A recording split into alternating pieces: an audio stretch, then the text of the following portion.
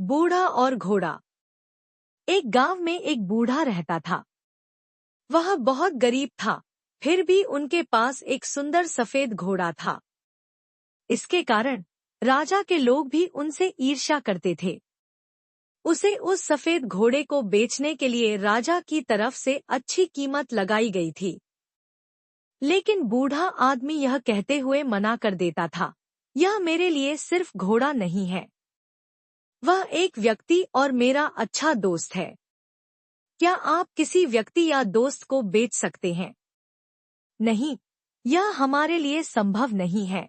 एक दिन सुबह जब वह अस्तबल में गया तो उसने देखा कि घोड़ा वहां नहीं है। यह खबर गांव में जल्दी फैल गई और पूरा गांव उनके घर पर जमा हो गया। गांव वालों ने कहा, तुम मूर्ख बूढ़े हो। हर कोई उस घोड़े को पाना चाहता था। सभी जानते थे कि किसी दिन यह घोड़ा चोरी हो जाएगा। आप उस घोड़े को अच्छी कीमत पर बेच सकते थे, फिर भी आपने उसे रखा। अब घोड़ा चला गया है, यह आपका दुर्भाग्य है। बूढ़े आदमी ने जवाब दिया, सच तो यह है कि घोड़ा स्थिर नहीं है। बाकी सब कुछ जो तुम कहते हो वह एक फैसला है। आप कैसे जानते हैं यह दुर्भाग्य है या नहीं? लोगों ने जवाब दिया, हमें मूर्ख मत बनाओ। आपका सफेद घोड़ा चला गया है, यह आपका दुर्भाग्य है। गांव के लोग उस पर हंसे और चले गए। उन्होंने कहा कि वह पागल है।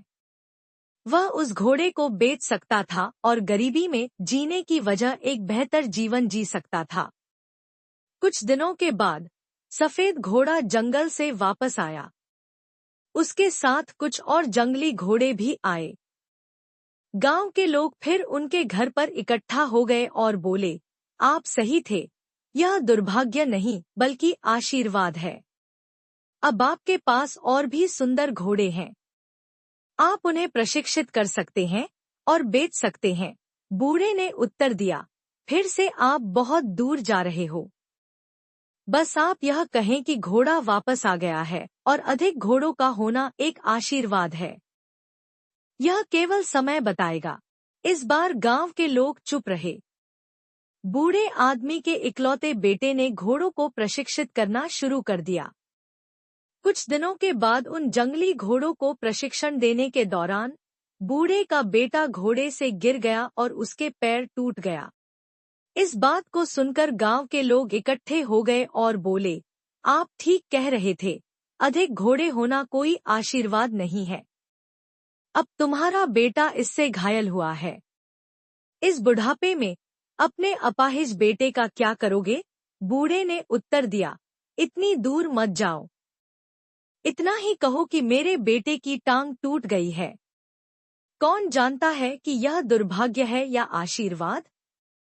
किसी को नहीं मालूम। एक महीने बाद युद्ध के कारण गांव के सभी युवाओं को सेना में भर्ती होने के लिए मजबूर होना पड़ा।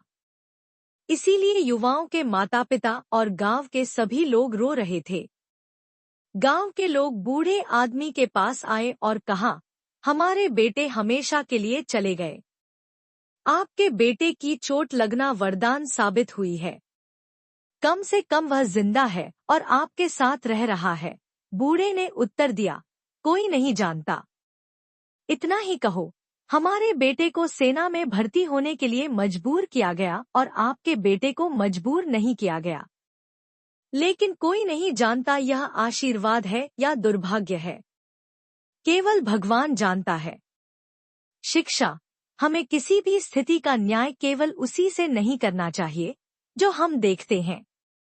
हम कभी यह नहीं जानते कि आगे क्या होने वाला है।